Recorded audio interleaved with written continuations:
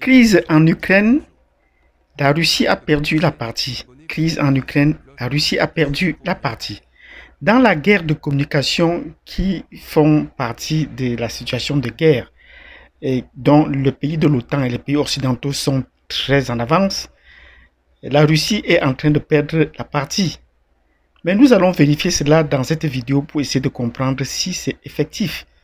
Parce que depuis qu'on publie les informations sur la Russie, tout n'est que négatif ces derniers temps. Et même Facebook a poussé le bouchon plus loin jusqu'à libérer les voix et le vocabulaire pour propager les messages de haine à l'égard de la Russie sans problème. Voilà. Et maintenant que les Occidentaux ont coupé les réseaux sociaux aux Russes, la Russie ne s'est pas laissé faire. La Russie avait pris des dispositions bien avant. Ainsi que la Chine. Est-ce que la Chine peut voler à son secours?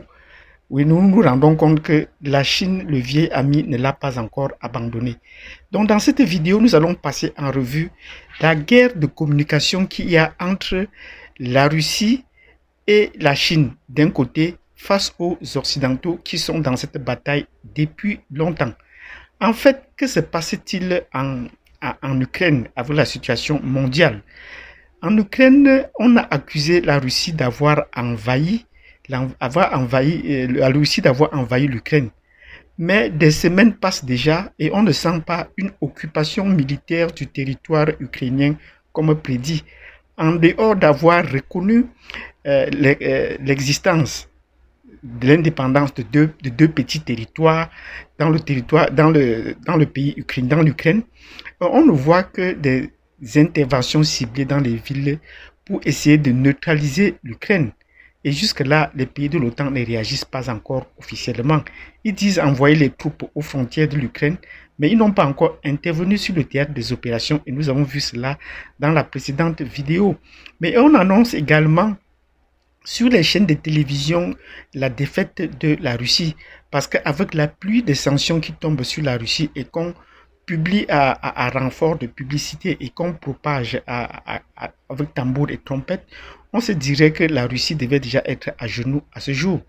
Mais on se rend compte que la Russie n'a pas encore plié et même a un mot à dire. Donc au courant de cette semaine, les pays occidentaux ont décidé donc de couper les réseaux sociaux, de couper la Russie des réseaux sociaux pour chercher un isolement encore plus accéléré. Mais face à cette situation, la Russie ne s'est pas laissée faire. Il se pourrait que la Russie, depuis les premières sanctions, il y a quelques dizaines d'années, sur la Russie, sur les produits, la Russie avait pris des dispositions dans ce sens. Et on a vu, en dehors du réseau social LinkedIn, qui était banni parce que son opposant l'avait, un opposant, Alexei Navalny, avait utilisé ce réseau social-là. Il s'était replié sur YouTube et avait près de 7 millions d'abonnés pour faire passer ses messages dans la population russe. Mais voilà que maintenant YouTube a coupé tous ces liens-là et les messages donc ont été coupés. Donc de leur côté également, les Russes ont coupé tous ces messages-là pour éviter la propagation des messages de haine du monde envers la Russie sur leur territoire.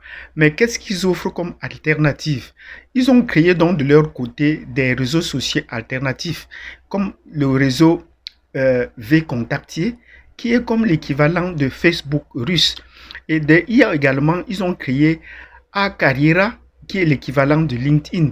Comme vous allez voir l'orthographe là, et il est également question de mettre en place YouTube, qui est l'équivalent de YouTube.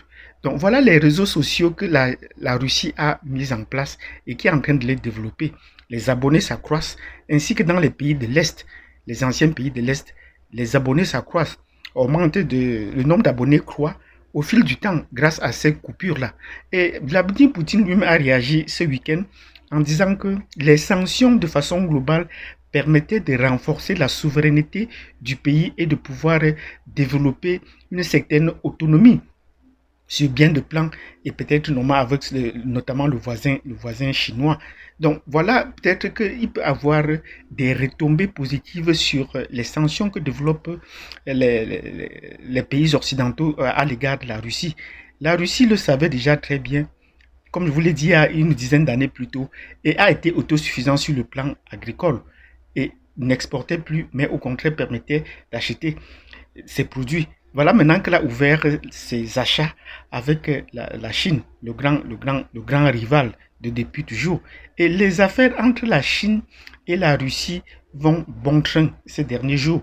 Donc la Russie vend de plus en plus aux Chinois et le porte-monnaie des Chinois ne cesse de se garnir parce que les Russes également, les Chinois également achètent de plus en plus aux Russes. Mais nous attendons de ce côté que les pays occidentaux arrêtent, qu'ils ferment le robinet de gaz et des produits qui vont à l'encontre qui vont en Europe. Que par exemple l'Allemagne arrête les 70% de gaz qui les alimente, qu'ils arrêtent le chauffage russe. Donc ça veut dire que s'ils continuent d'utiliser le chauffage russe, le gaz russe et les produits pétroliers russes, cela voudrait dire qu'ils continuent à donner l'argent aux Russes. Et ce n'est pas une petite manne. On estime que ces jours-ci, la Russie doit engranger près d'1 milliard de dollars par jour pour les produits. Parce que le prix du pétrole, par exemple, a grimpé sur le marché et dépasse déjà 100 dollars.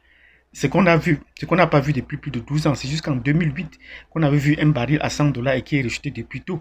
Ben, qu'est-ce que disent les pays africains qui continuent toujours à justifier leur état de pauvreté par la chute des prix? Les prix maintenant sont en train de se relever et on parle, et les Russes disent qu'on peut atteindre le baril à 300 dollars.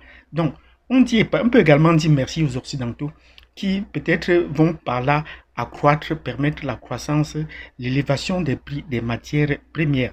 Donc, la Russie est en train de bien s'en sortir jusqu'à présent, mais c'est encore pour combien de temps? Il y a un grand support de ce côté des Russes, des Chinois qui supportent la Russie. Et cela depuis le Conseil de sécurité. Vous savez, ce sont des amis vieux ennemis. Parce que dès les années de Mao Tse-tung, les deux pays ne s'entendaient plus, ils étaient en rivalité. Parce qu'il y avait une lutte pour le leadership du monde de gauche, de l'idéologie de gauche. La Russie parlait d'un socialisme, alors que l'Union des pays socialistes et soviétiques, alors que la Chine parlait du communisme. Donc il y avait cette confrontation idéologique pour qui devait être le leader.